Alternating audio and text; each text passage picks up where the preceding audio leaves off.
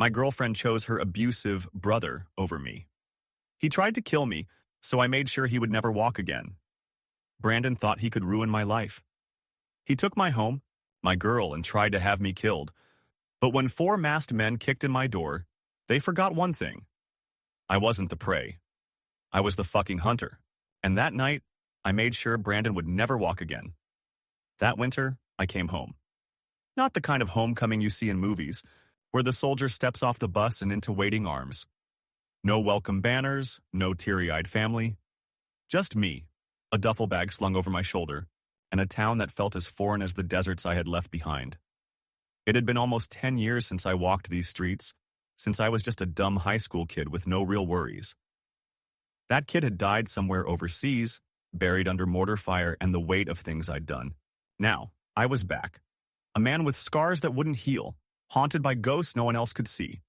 I tried telling myself this was a fresh start, a second chance at life. Civilians liked saying things like that. You served your country, now you can move on. As if flipping a switch could erase the years of blood, sweat, and death. As if I could ever be normal again. Still, I wanted to believe it. I wasn't expecting to see Jessica again. Not because I had forgotten about her, no, that was impossible. But because life doesn't usually hand out second chances. We ran into each other at the grocery store of all places. She was reaching for something on a high shelf, her little daughter, Lily, gripping the hem of her coat. And just like that, time collapsed. She turned, saw me, and froze. Then she smiled. That same damn smile I used to dream about in the quiet moments between deployments. For a second, I forgot about the weight in my chest. Nathan? She whispered, like she didn't believe I was real. Hey, Jess. My voice came out rougher than I intended. There was an awkward pause, then Lily tugged at her hand, staring up at me with big, curious eyes. Who's that, Mommy? Jessica hesitated, then knelt beside her. This is an old friend. Old friend. I wasn't sure why that stung, but it did. Lily, however, didn't seem to care about labels. She grinned, her little face lighting up. You look like a superhero. I huffed a quiet laugh. Not quite. But the way she looked at me, pure admiration, no fear, no judgment, made something shift inside me. We talked, awkward at first, but soon falling into an easy rhythm. Life had been hard on both of us, in different ways. She was raising a child on her own, working long shifts just to keep the lights on. And yet, she was still Jessica. Strong, resilient, the girl who used to steal my fries when she thought I wasn't looking. By the time we said goodbye, I had her number saved in my phone. By the end of the week, I was seeing her again. By the end of the month, I was spending every free moment at her place. Lily took to me immediately. Maybe it was because she didn't have a father figure in her life, or maybe kids just have a way of sensing when someone needs them as much as they need him. At first, I kept my distance. I wasn't sure I could handle the attachment. But Lily, she didn't give me a choice. She'd crawl into my lap when we watched movies, insist on holding my hand when we walked to the park, make me sit at her tiny table for tea parties. I'd spent years training for combat, surviving in war zones, and somehow, this tiny human had completely disarmed me. Jessica watched it all with a quiet smile. You're good with her, she said one night as we sat on the couch, Lily asleep in the other room. I shrugged. She's easy to love. Jessica's expression softened, but there was something else in her eyes. Hesitation, uncertainty. Like she was waiting for the other shoe to drop. I couldn't blame her, because deep down, I was waiting for it too. It happened on a quiet night. Jessica had gone to bed early, and I was dozing on the couch when I heard it. Heavy footsteps on the stairs outside. Instantly, I was awake, heart hammering against my ribs. Old instincts took over. I reached under the couch, fingers closing around the shotgun I had started keeping there. Moving silently, I made my way toward the door, my body tensed like a coiled spring. Then, just as I was about to swing the door open, a voice shouted, Jessica's name. I froze. The voice was male, desperate, slurred. I cracked the door open just enough to see a thin, ragged-looking man standing outside. His clothes were dirty, his hands trembling. He looked like a junkie coming down from a high. Jessica's bedroom door flew open. Brandon? I turned to her, frowning. You know him? Jessica exhaled sharply, rubbing her temples. It's complicated. I gave her a look. She sighed. He's not my brother, if that's what you're thinking. He just used to work with me. A long time ago. Brandon latched onto those words like a lifeline. Jess, come on, he pleaded. You know me. I got nowhere else to go. His eyes flicked toward me, and something dark flashed across his face. He didn't like that I was here. Everything in me screamed that this was a bad idea. I didn't trust him, not one bit. But Jessica hesitated, and then she made the choice that would change everything. She let him in. I never liked him. From the moment Brandon walked through Jessica's door, something felt wrong. It wasn't just the way he carried himself, the arrogance, the forced familiarity, the way he looked at me like I was intruding on his territory. It was deeper than that. It was the way he latched onto Jessica, the way he spoke to her, like he owned her, like she owed him something.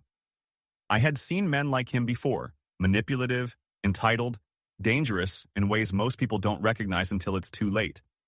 But Jessica didn't see it, or maybe she didn't want to.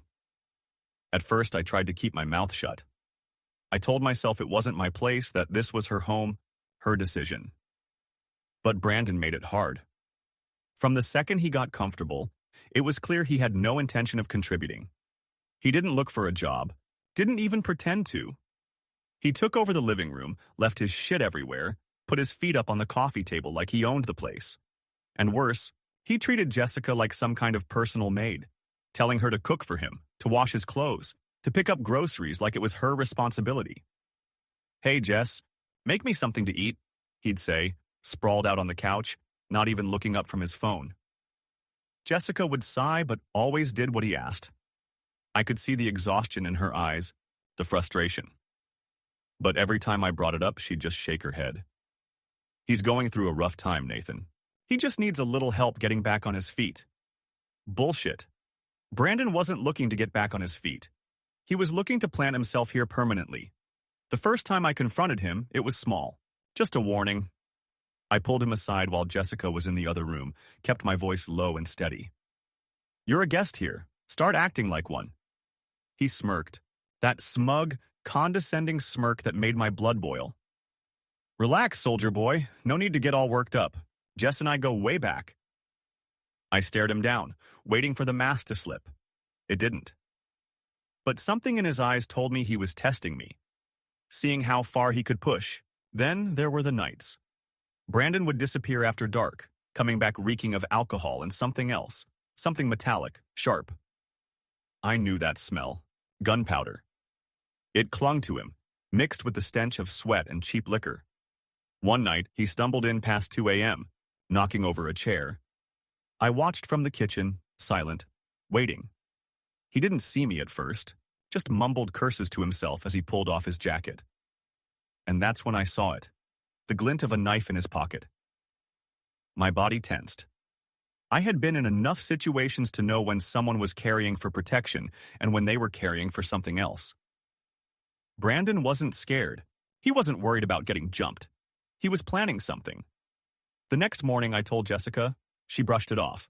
He's not dangerous, Nathan. He's just lost. Lost?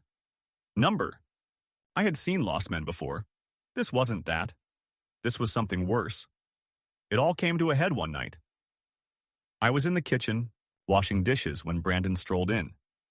He leaned against the counter, arms crossed, watching me. You missed a spot, he said, smirking. I ignored him. He tapped the rim of a dirty plate. Go ahead and get this one too. Yeah? I put the dish down, dried my hands, and turned to face him. Wash your own damn dishes. His smirk widened. Come on, big guy. Don't be like that. You live here, you pull your weight. That's how this works, right? I exhaled sharply, clenching my jaw. I could feel it, the familiar rush, the tension before a fight. But I wasn't going to give him that satisfaction. I stepped past him, heading for the stairs. And that's when it happened. The door behind me burst open, and before I could react, something slammed into my back. I stumbled forward, catching air instead of ground. The world tilted. Then, impact.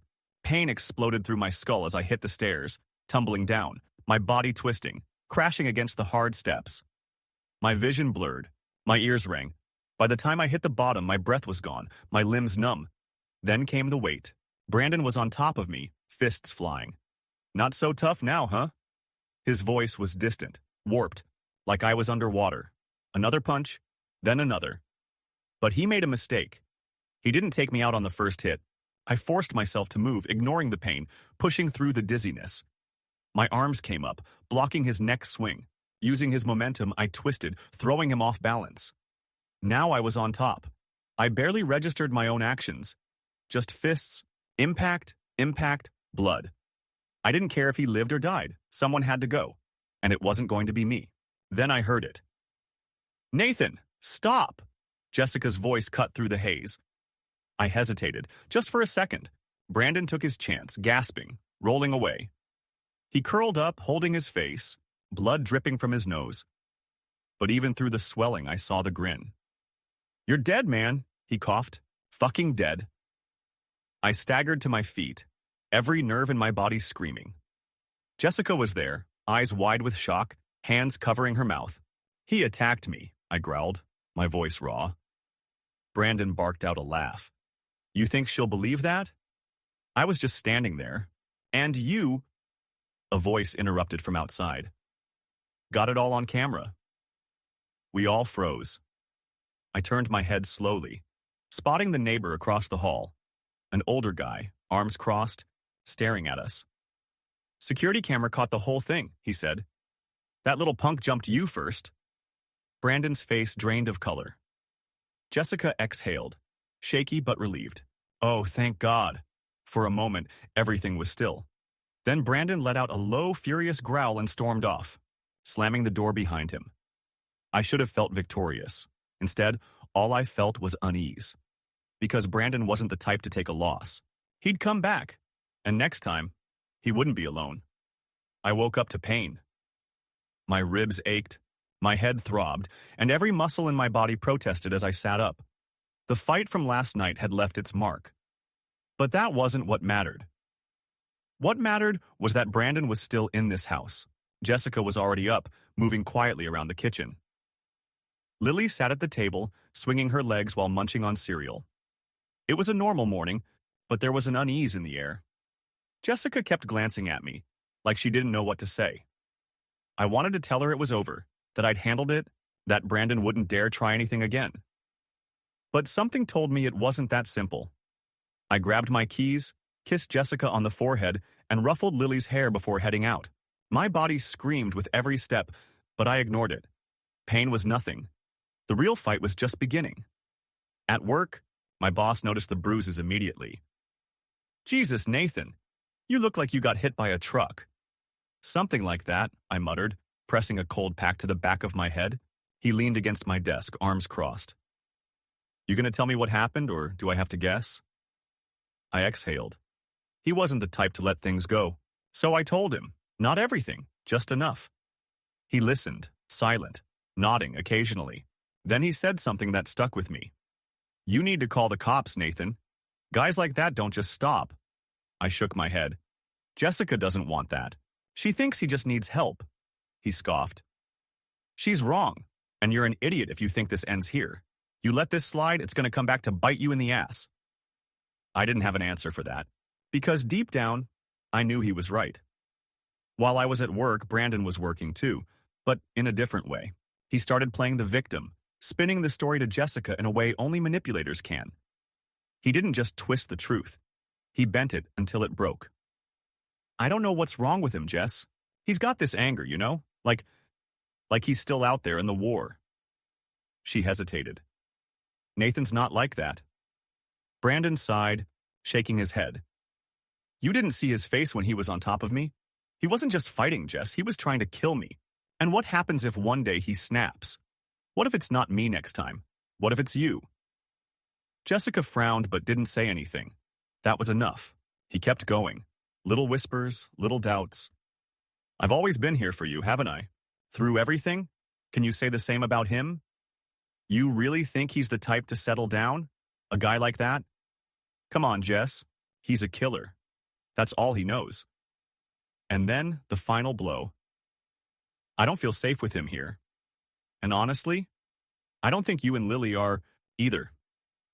That was the moment the first crack formed. The day I lost everything started like any other. I picked up Lily from daycare, took Jessica out to dinner, tried to pretend like things were normal, but the tension was there, hanging in the air like a storm waiting to break. That night, Jessica sat me down.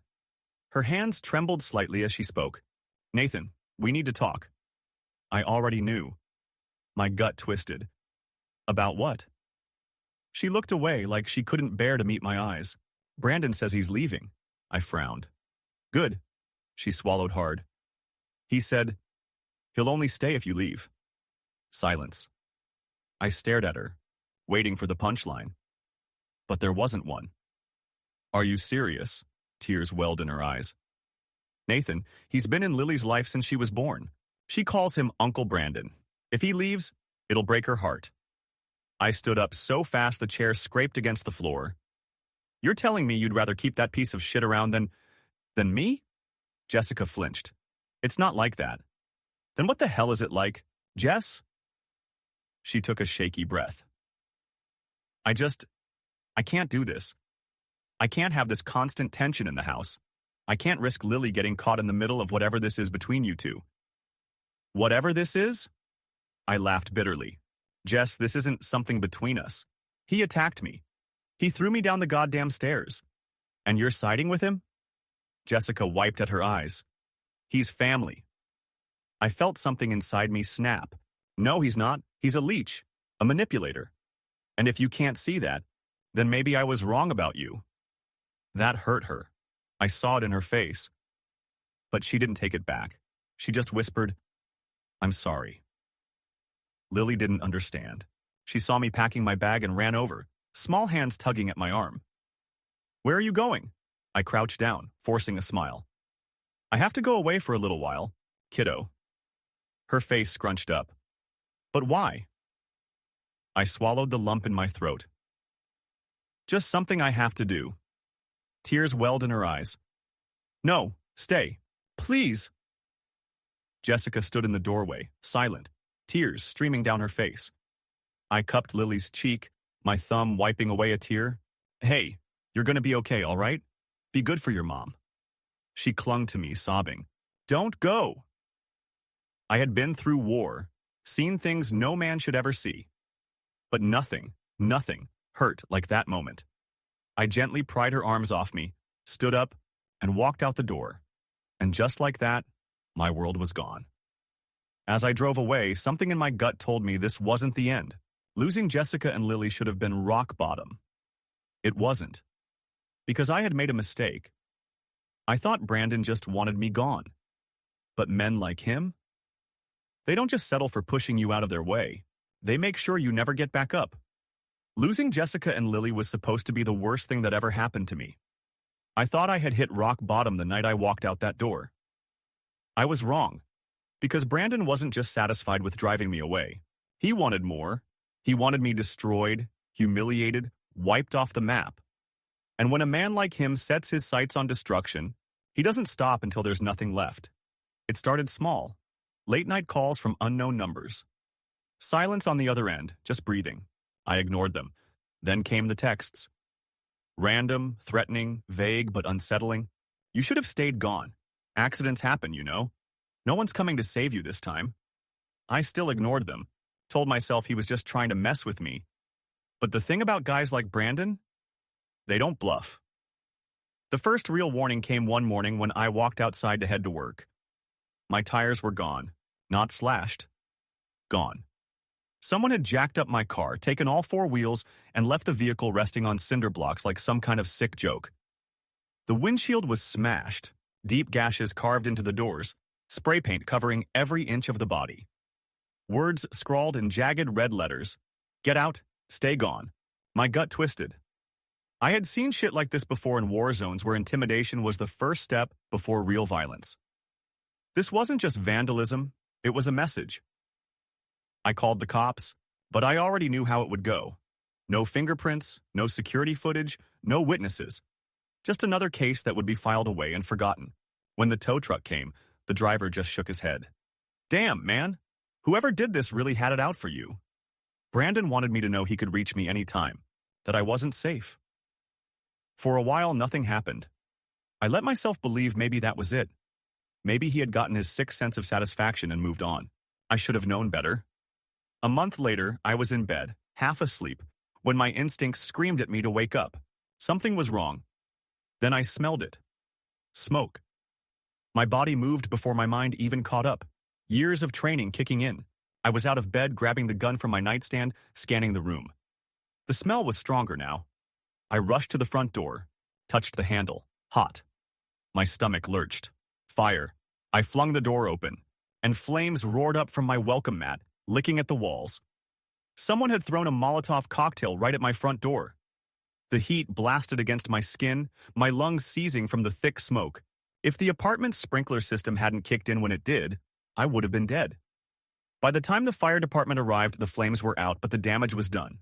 Blackened walls, a charred doorway, the sickening stench of burnt plastic and chemicals lingering in the air. The cops showed up, took my statement, but it was the same story as before. No prints, no footage, no real leads. But I didn't need evidence. I knew exactly who did this.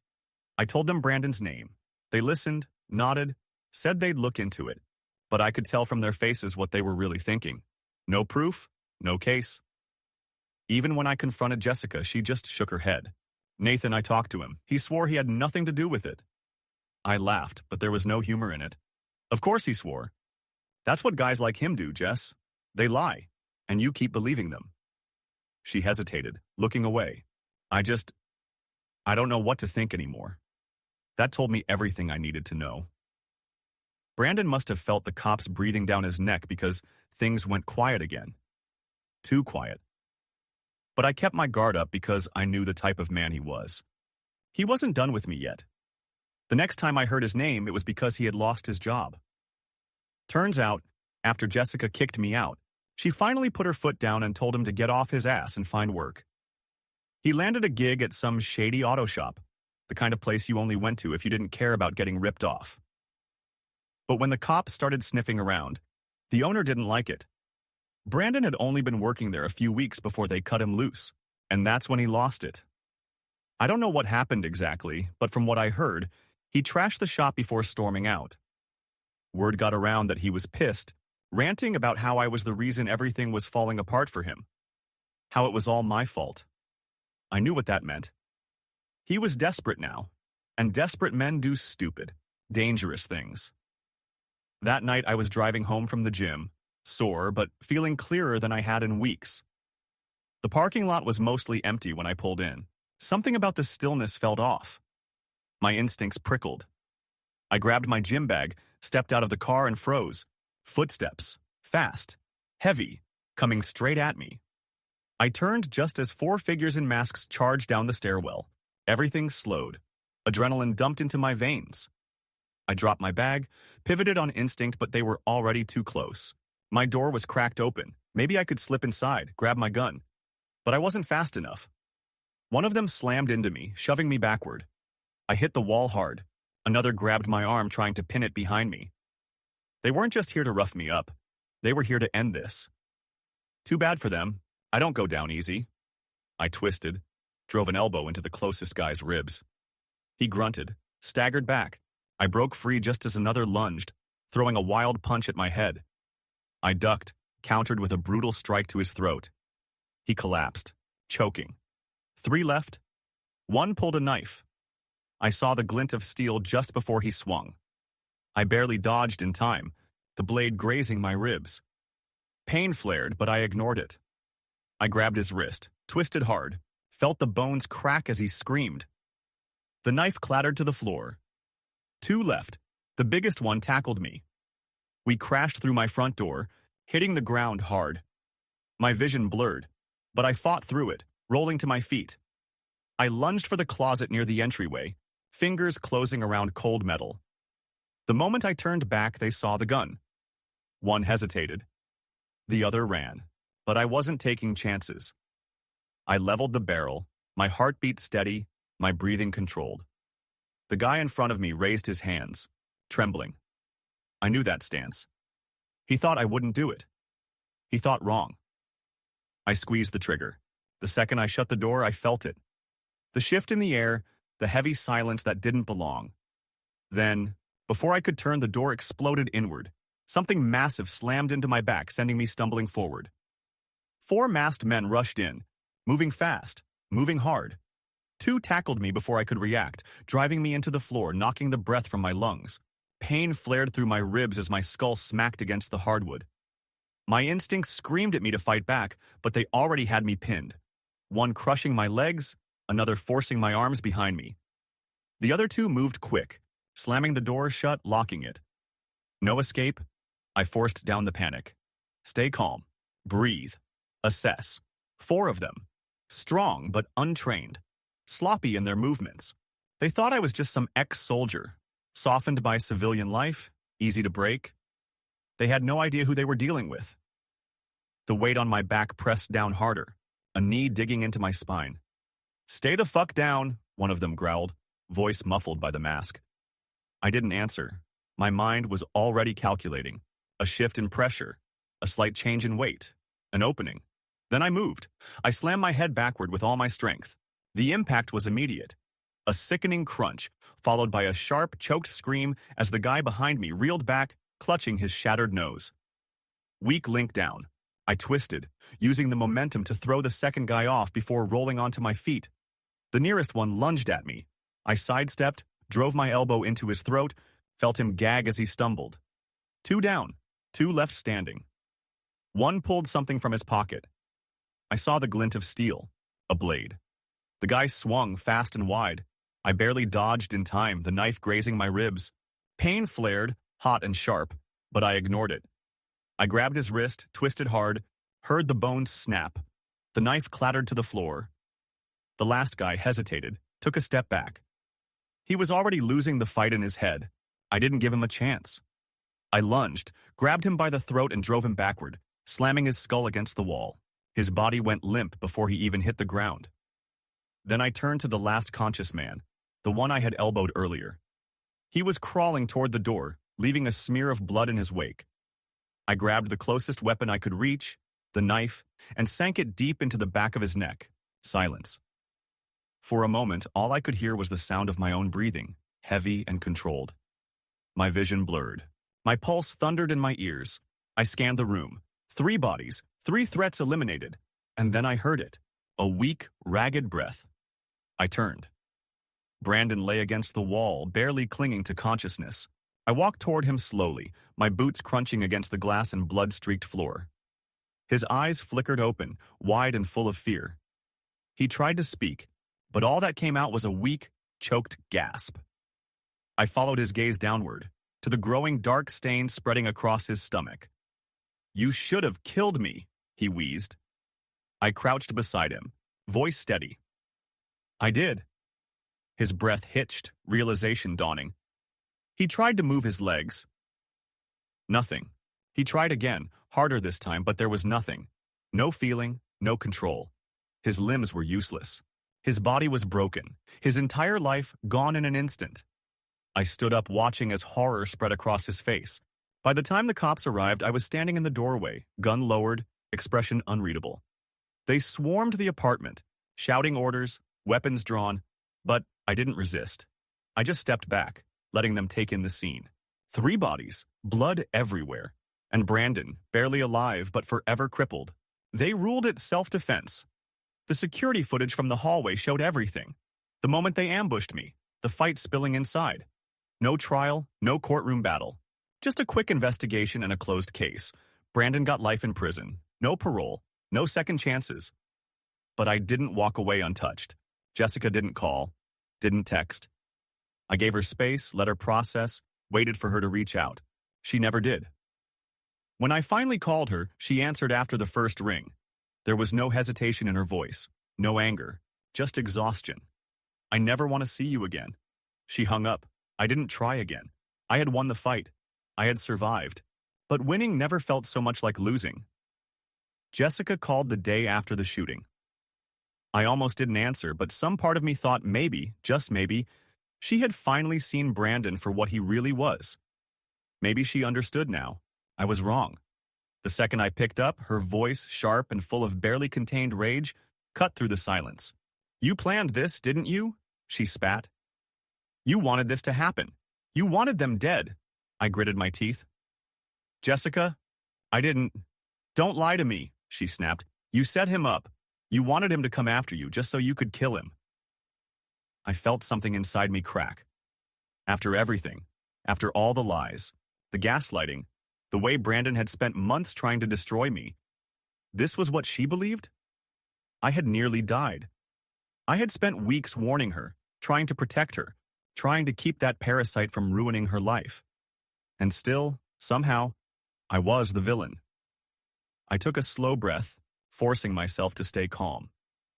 I did what I had to do. A bitter laugh came through the line. "Of course you did. That's all you know, right? Violence. Killing. You're not a hero, Nathan. You never were. Stay the hell away from me. Stay the hell away from Lily." The line went dead before I could say another word. I stared at the screen for a long moment, then tossed the phone onto the table. I should have felt something. Anger, regret, sadness. But there was nothing left inside me. Just an empty, quiet exhaustion. That call was the last time I ever heard from Jessica. Word spread fast. Everyone in town knew what happened. The cops ruled it self-defense, but that didn't matter. People saw me as the guy who killed 3 men in his own home. Friends stopped answering my calls. Neighbors who used to wave now looked away when I walked by. Even at work, I could feel the weight of their stares. It wasn't about whether I was guilty or innocent. It was about the fact that I had survived. A few months later, I resigned. I packed my things, sold what I didn't need, and left the city without saying goodbye to anyone. There was nothing left for me there. Starting over wasn't easy. I moved to the other side of the country, changed my number, wiped every trace of my old life. Civilian jobs never suited me, so I built something of my own, a private security firm specializing in cybersecurity and personal protection. The irony wasn't lost on me. I had spent years destroying lives, and now I was making a living keeping people safe. I kept to myself. No friends, no connections, just work. And for a long time, that was enough. Then I met Sarah. She wasn't like Jessica. She didn't dig into my past, didn't push for answers I wasn't ready to give. She just accepted me as I was, scars, baggage, and all. It took me longer than I'd like to admit to realize that I loved her. We moved in together after 3 years, started talking about marriage, even kids. For the first time in a long, long time, I let myself believe I could have a future, a real one. And then, one morning, as I was drinking my coffee, my phone buzzed. A Google alert, Brandon's name, and one word beside it, obituary. I clicked the link. The article was short, barely a paragraph. Brandon Hayes, 35, passed away in Jefferson Penitentiary. No known family, cause of death undisclosed. That was it. No details, no tribute, just another name crossed off the list. But I wanted to know. I needed to know. I made some calls, pulled a few strings. The real story wasn't hard to find. Brandon had spent 8 years in a wheelchair, rotting away in a maximum security prison. At first, he ran his mouth like he always did, acting like he was untouchable. But prison doesn't work that way. Respect is everything, and Brandon had none. He got cocky, thought being paralyzed made him immune, thought no one would dare touch the crippled guy in the chair. He was wrong. One night, the guards found him face down on the cold cement floor of his cell. His wheelchair had been tipped over. Someone had dragged him out and beaten him until he stopped breathing. No suspects. No witnesses. Just another dead inmate in a system that didn't care. I stared at the screen for a long time. Then I leaned back, took a slow sip of my coffee, and let out a breath I hadn't realized I was holding. I didn't feel joy. I didn't feel relief. Just closure. Brandon was finally gone. I shut off my phone, stood up, and walked to the bedroom where Sarah was still asleep. As I slid back into bed, she stirred slightly, mumbling something incoherent before curling closer to me. I wrapped an arm around her, held her tight. For the first time in years, I felt at peace.